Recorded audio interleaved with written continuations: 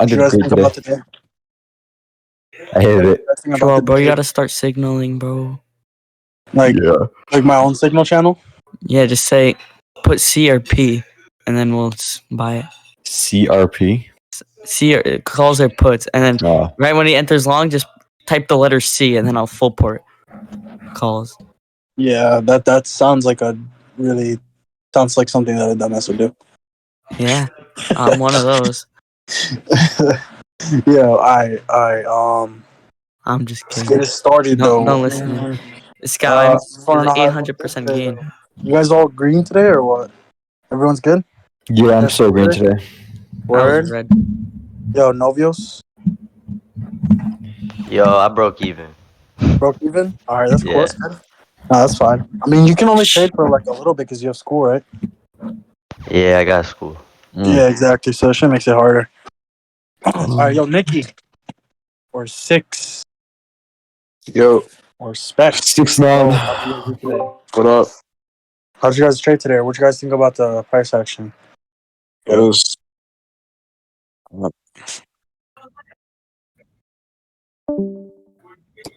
Excuses.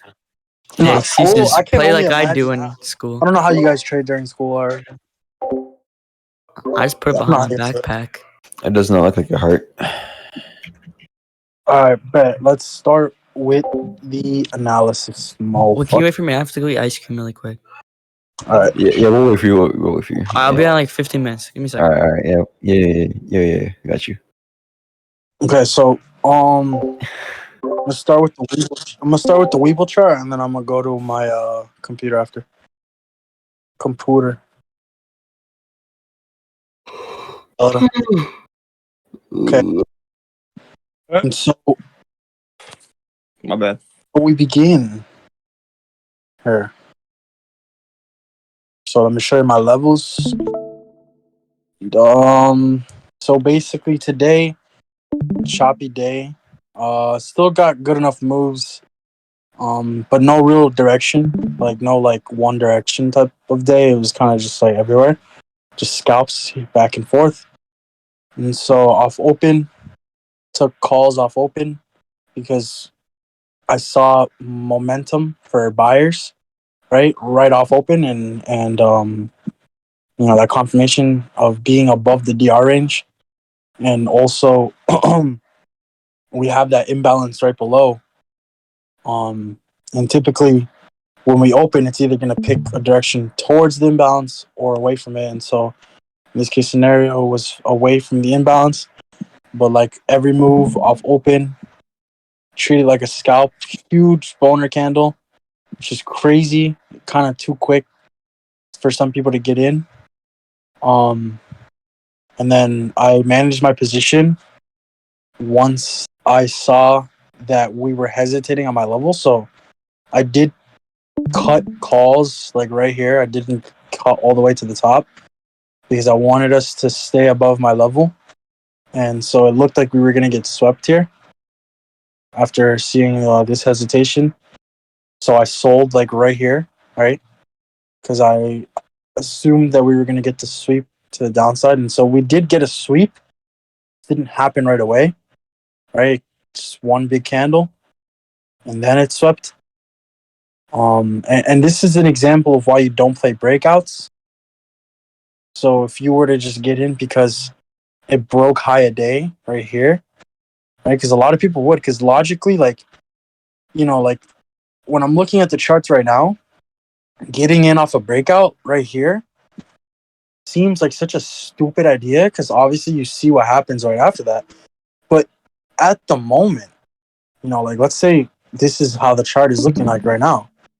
At the moment, it doesn't look like a bad idea, especially if you missed out on this move.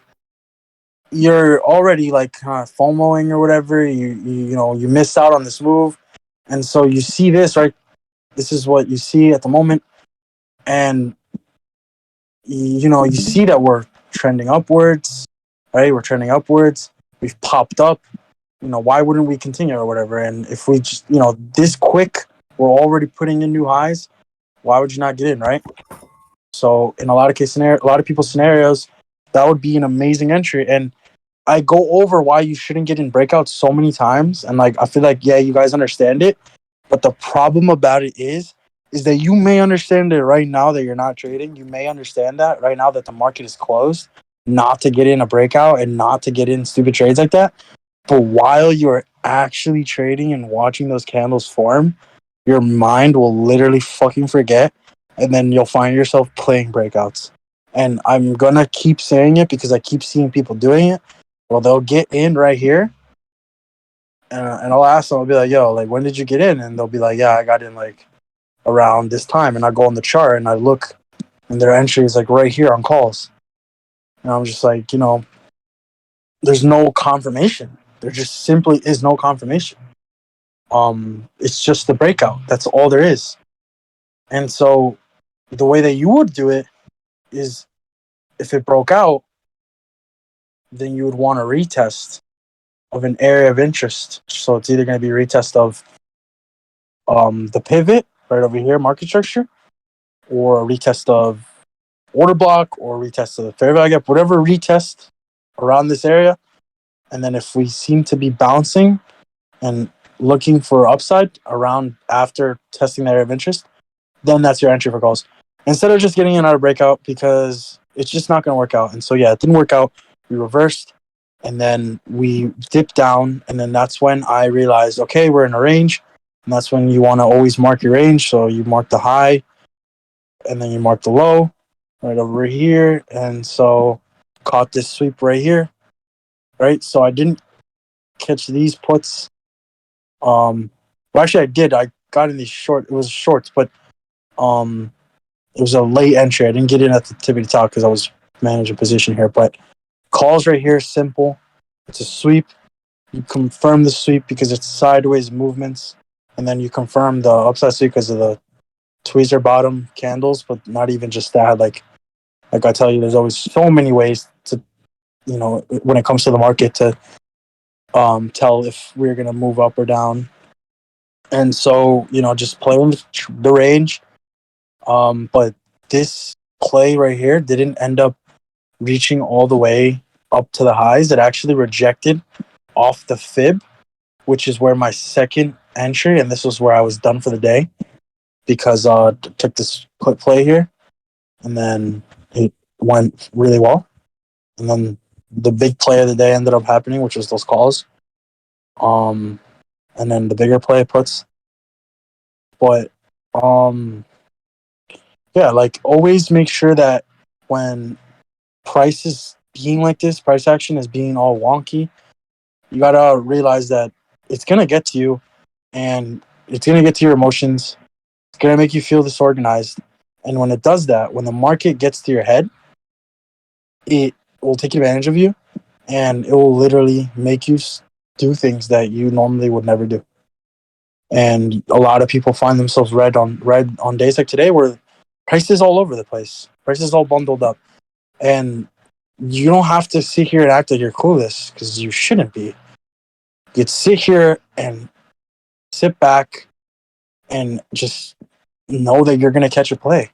And so we see here time plays being caught. So if I missed out on these calls, missed out on these puts, missed out on this, and I'm watching this, and that, and I'm like, holy fuck, can't pick a direction. It's going here, it's going there, it's going there. And then when it starts doing that, people start getting frustrated, and then they start forcing trades, or start getting in stupid trades, or whatever other reason, breaking any rule possible. There's no reason to do that when you know you'll catch a trade. So, time and time again, just know you'll always catch a trade. So look, if I missed out on every scalp here, and if I just didn't trade at all, I caught this perfectly with my level. Perfectly. Like, couldn't be any more perfect. At 10 o'clock, which is like the time where, once it hits 10 o'clock, normally that's when the big move will happen. And so if I just waited, literally at 10 o'clock, caught my trade right there, took calls, and then I would have ended the day. And it's funny because my exit caught another trade, which is those puts. And so there's that. That's why it's like, when price gets like this, people Like literally, it'll be 9:30, and motherfuckers will be out of their buying power. Or no, 9:30. It'll be like 9:50. People will be out of their buying power, already down. Just doesn't make any sense because open is literally, I would say 75% of the time, open is literally just a tumble between bears and bulls. It's never really one dominant side. That's very not very likely. And if it is one dominant side, then it's going to be one of those moves where they'll shake the dominant side out. And we've seen it happen multiple times. Well, we'll have an uptrend day, but to get to that uptrend multiple times off open, it's just bear traps. It'll just be random wicks stopping people out on calls, this and that. And it's just because, I guess, because so that they don't want people to get that early entry. That 10 o'clock time is crucial. And I feel like trading off open is a privilege. And I feel like that's one thing that people don't understand, that trading off open is a privilege, because it really is. It's a privilege, and it's a privilege that comes with experience and having capital. And so if you only have a couple $100 or whatever, and you're trying to make this work, and you want that one trade, I just wouldn't recommend trading off open. It's just not worth it. But yeah, like I said, it's a privilege because you can be done so quick at 10 in the morning. That's why it's such a privilege, because there's such a benefit to it. It's just such a nice feeling being done at 10 in the morning. And so that's why it's hard like that. But yeah, don't let the market get to you. And then another thing is stop fucking playing breakouts and only play retests. No more breakouts, just retests, because retests is a high confidence setup, because if it will retest it and if it will bounce or reject again, then it's going to continue to do what it does. So if there's an order block and you get that breakout and then it retests to the order block, and everything that you're looking at, like for example, let's say volume, time and sales, whatever you look at to help you decide where the market is heading, other than areas of interest, and it's telling you that it's going to bounce, then that is an A plus setup, because you went up above, retested that area of interest, and it's doing the same thing again. It's showing buyers are stronger. And so there you go. That's how you do it. That's why retests are the way to go. And retests are always designed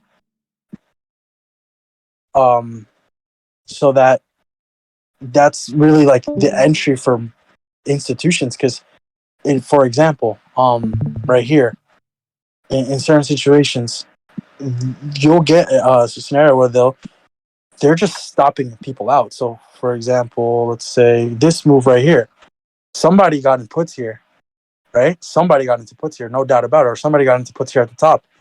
And so a move like this stops people out, right? A random spike up move like this one's not that bad. But depending on your entry, like if you got inputs like right here or whatever, stopped you out right here, right? Just to stop you out or whatever, and then continue that move. But yeah, always play the retest of things so that you avoid getting stopped out instead of just playing the initial breakout, because it's not really worth playing the initial breakout. Like, sometimes you'll catch the better entry, but it's not safer and sustainable at all. But yeah, let me go to my trading view chart and show you. Let me teach you guys something, because I haven't taught you guys something in a minute. I think I've taught you guys this before, but I'm gonna do it again because it's actually really helpful. I'm gonna try to find a lot of examples of it. It's called broadening range. It's like a little. It's not like a strategy. It's more of like a little hack that I do. That's pretty cool. I found out that works. Okay, so basically what happens is it works in a range when you get obviously you get your range here, right? So we have the lows and the highs, and basically what you want to do is, so obviously when you're in a range, you have your range marked, and then you try to play by it. But what happens is, when you obviously the ranges get broken through, and so we have the low, the high, and then the new low, right? So this low is lower than this low, and it broke this low here, made it a lower low, still within the same range. So basically, the range widened up. That's what happened here, right? Because the low got lower, and in some scenarios, the high will get higher, right? In this scenario, it didn't, and so the high got lower, which is actually an explanation, not explanation, indication of downside, right? In this scenario, at least. But what I wanted to show you guys is when a range gets broadened, typically like a life hack, bro. It's kind of crazy the way it works. It's like a little hack. It's not like it's probably not gonna change your trading like crazy, but it is something cool to like a little like technique that I use. So what you do is you get a trend line from the original low to where the new low got broken, like right here, right? So the new low broke right there, right? And you have that marked.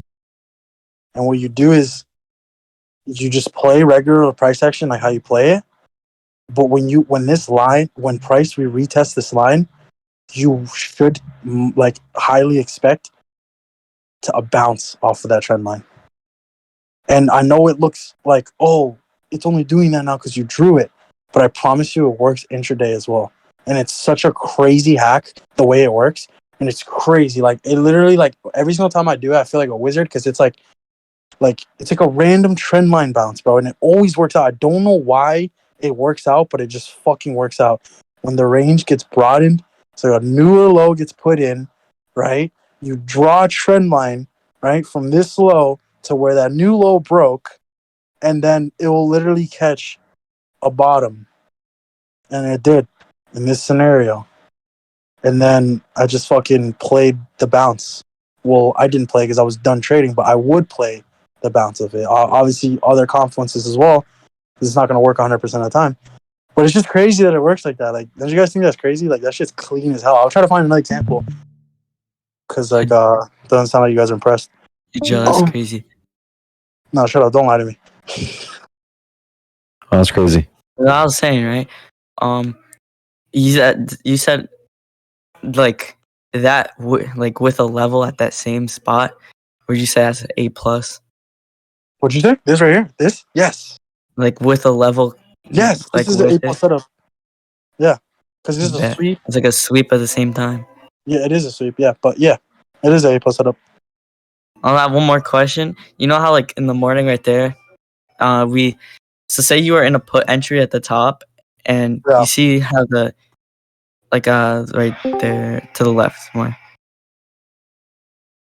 No, like move right there. Say you gotten puts and you see how that it went all the way down to that where it sweeped. Right here? Yeah, so if you're working on your exit, would you want to exit at that like around that area where usually like how do you know if it won't just keep continuing and like continuing downwards? Either that big green candle like that supports it or how do I know it won't continue going down or continue going up? What are you asking? Yeah, like where would you exit if you were at puts from the top? Okay, so if I was at puts here, I would exit right here. Which is like obviously it's easy to say that now, but the reason why personally me why I would do it is because you know how I trade and I like to target levels, and so I'm targeting this level, and as soon as we break to this level, I see that this candle magically opens up above where this one closed. When it does that shit, I'll get out, you know, because like that's indication of like, you know, buyers crazy control. Yeah, because think about it. This candle closed here. Logically, the next candle is supposed to close under, but this one just closed like right here, bro. Like, you know what I'm trying to say? Like, that would have been enough for me to sell and take profit. So yeah. So like that shit happens all the time. You're saying like with that trend line thing you're talking about? Oh, this broadening range thing? Yeah. Damn. Yeah, this shit happens a lot, bro. I'll try to find another example. I'm gonna find another example, but yeah, no, it's cool as fuck because the way it plays out is so like. Can it happen on the opposite side too, like on the downside? It works on both. It works both ways. Yeah, it works for both downside, upside. I'm trying to find another example. And just kind of it's not gonna be like it's not gonna be life changing because like you don't get like You don't get those type of setups all the time, but Mhm. whenever you guys do see it though, and then you get to play it, it'd be a dope ass feeling. Wait. Run it back Wait. like 5 minutes. What are you talking about right now? Huh? I just joined. What are you talking about right now? I just joined. It depends who it is asking. It's Nizzy. Okay, then I'll explain it. Yeah. Thank you. All right. Nice. Let me see if I can find another example, bruh. All right, I know I'm gonna find one, but let me just go back to the example. All right. But actually, before I even, did you? All you guys saw that though, right? Like what Yeah. I went over. Nope. No, No, I'm playing. that's crazy. All right, let's see if I can try to find another range, and then it getting broadened. Kind of can't find it on days like that. So Joe, you play patterns? Not really. Well, that's a pattern. What is? The trend line you made. It's not a The pattern. last one was a pattern. It's not a Trend pattern. trend lines are patterns. But I'm not playing trend lines. That's a trend, bro. I'm not playing trend lines. I'm using it. I'm using the trend line. I'm not playing trend lines. Okay. Okay, here's another example. And this is one that I used recently. What day is this? Monday? Yeah, I used this. This is funny as fuck. All right, look. So range, right? Lows, highs. New high put in. So I get my trend line beat, and then fuck. Or maybe this one. I don't know. This one wouldn't have working out. This one's all about perspective. Right? So I fucking adjusted it right like that. So fucking opened up and then put in this weird range, right? So you mark your range and then you see that your range is getting broadened, right? Because there's higher highs getting put in. Goddamn, I can't speak. And then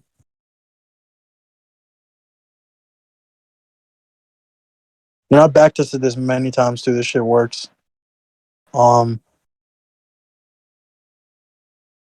Shit, I'm gonna put on this one. And so you use it as like a target. So now your range is broadened. Shit, this one's fucked up, bro. Right? And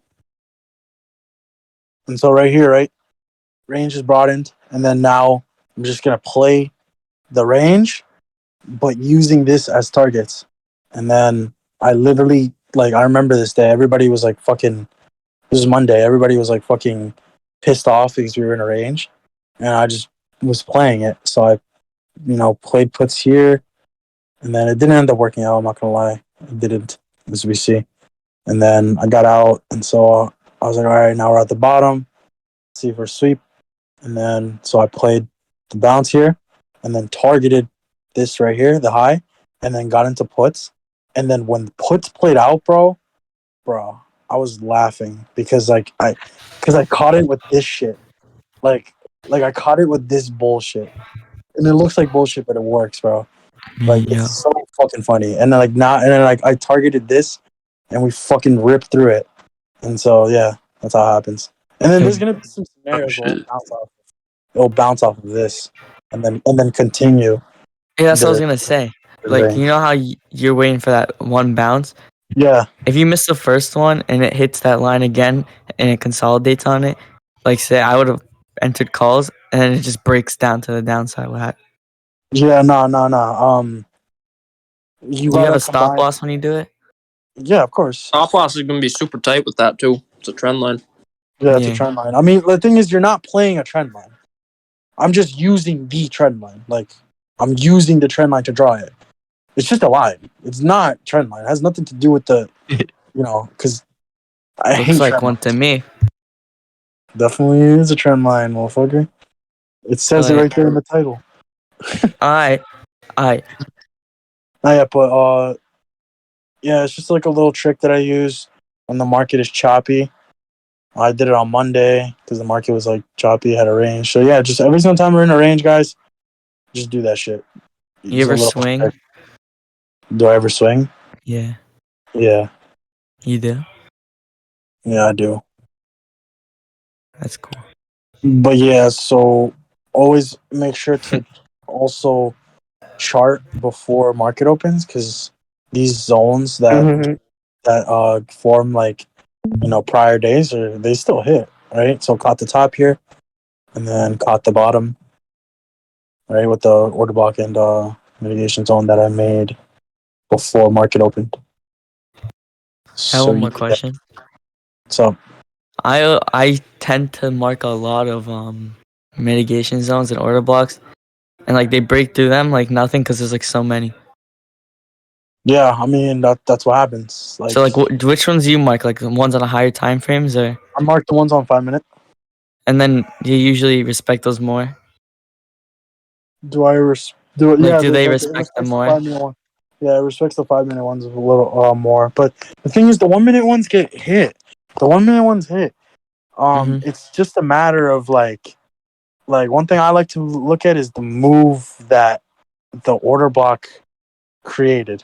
You know what I'm trying to say? Like the move that happened after the order block was created, that plays a big factor. Because if it's a fat move, if it's a big ass move, then more likely that order block will get respected. You know what I'm trying to say? Yes. Yeah. So yeah.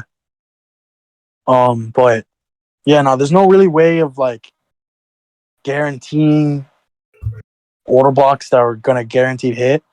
There's only a way of guaranteeing if it will hit or not at the moment, just by looking at the way that price is like, you know, the way that the candles are forming and the way that price is moving.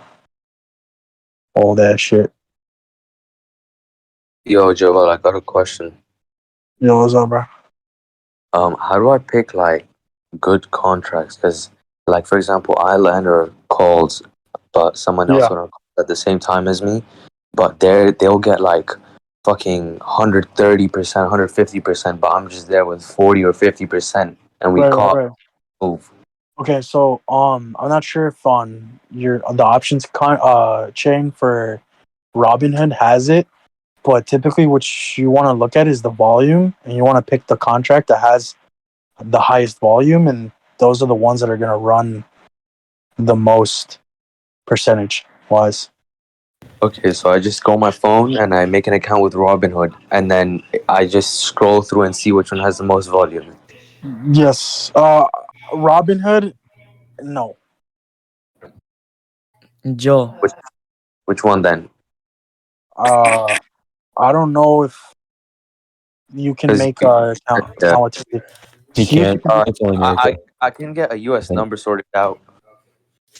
I got you. If you have to do Robinhood because you have to, like that's the only option you have, then yeah, fuck it, who cares?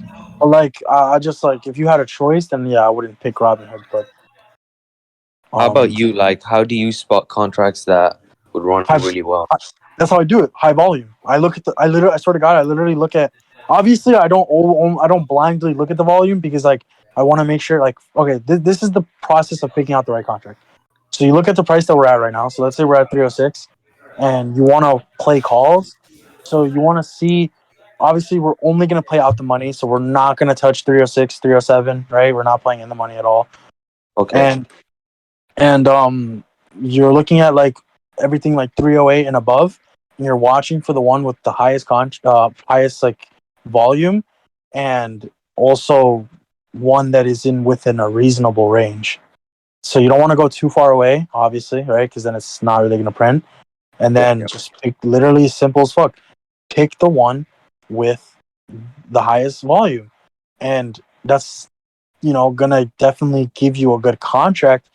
In some scenarios, it's not gonna give you the best contract. Like, yeah, over time you gotta gain the experience of picking the best contracts. Like, you're not gonna pick the best contract every day.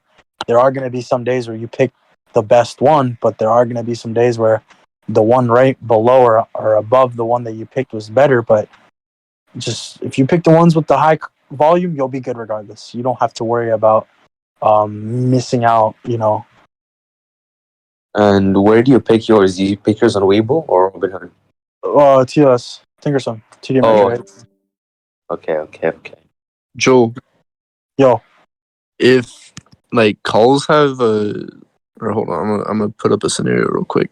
All right, so let's say puts are like 9K volume with one at like 20, and then calls are at like 5K volume at like the highest. Does that mean there's more downside, or like there's chances of more downside? In some scenarios, like sure, that would definitely mean that, but don't don't use that as a confluence. Yeah, no. That's retail, so you're basically following retail. I was just curious.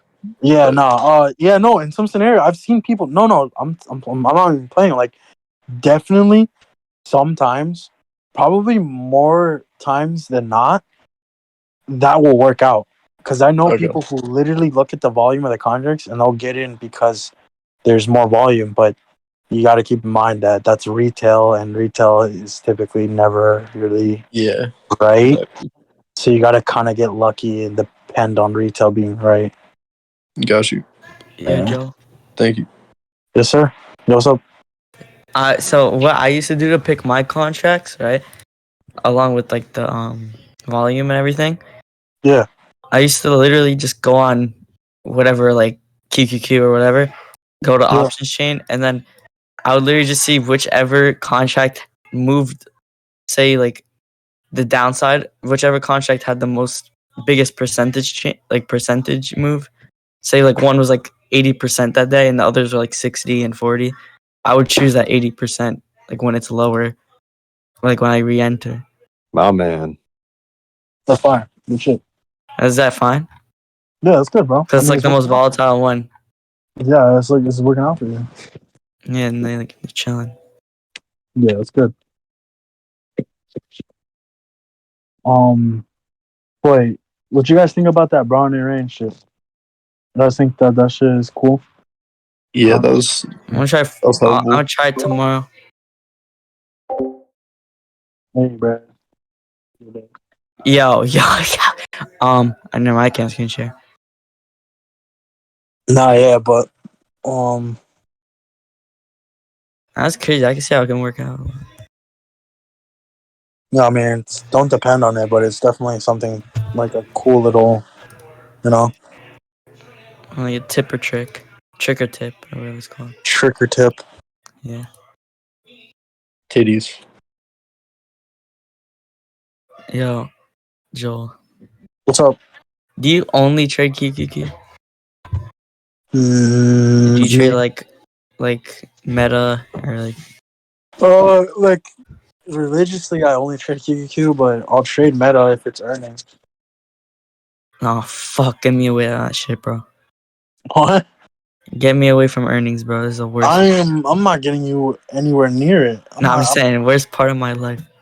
Which one? All of them. I think I've played every company's earnings, like ever. That's probably why you're down a lot. He's not capping. I'm not. Damn. I mean, you hit on one of them though, right? No, multiple, and then And then he lost it all in one trade. I remember I got like. So he'll make like 20% on a fucking earner report and be hyped as shit, and then next day like lose 90% of it. That's Yeah, insane. no. And then I remember one time, I was in school. I was like 7th, 8th grade, and I was in like I don't know why I forgot. I was like in church for some reason, and then in church I was literally like banking. I was like up like I was up like $900. Crazy. I have a good experience with earnings. I just have a bad experience with Ivy Crush. Yeah, no, that's literally why I lost money. It's so bad. Like bro, my stories with Ivy Crush is so bad. Like when Tesla got Ivy Crush, bro, that one hurt the most because I remember this was when I first started trading. I remember I fucking Tesla gapped up like fucking 20 like OD. I thought shit was sweet, bro. That was back then when contracts were like $1,000. So I was like, holy crap, I'm gonna make so much. And then what had happened was as soon as the market opened, bro, I'm not even playing with you. It looked like the most robbed thing ever. Like it was literally so fucked up. It dropped so quick in one candle. You Like don't it do dropped $20 up as soon as the market opened. I couldn't even sell my contracts. opened up instantly negative. I was down like $3,000 that day, bro. What the Ew. fuck? No, I remember earnings report on Netflix, bro. Bro, oh my god, bro. I That was, I think it even was like worse, bro. 10,000% gain or some shit. Wait, you hit that? Yeah, Ginger Ginger Snaps. The person in here made like $100,000 off of that. How much you put in? Like fucking like 5K, I think, something like that. Yeah. Bro, I put in that's what I'm like saying. Like I think I Netflix, put in especially 100. bro, It came out like 2,000. bro. It fucking pisses me off because when I first started trading, everybody, I'm assuming it's probably the same Netflix earnings that everybody played. The puts, it was puts, right? Yeah. Yeah, everybody talks about that. Fuck. I came in and everybody was talking about that. That shit was legendary, bro.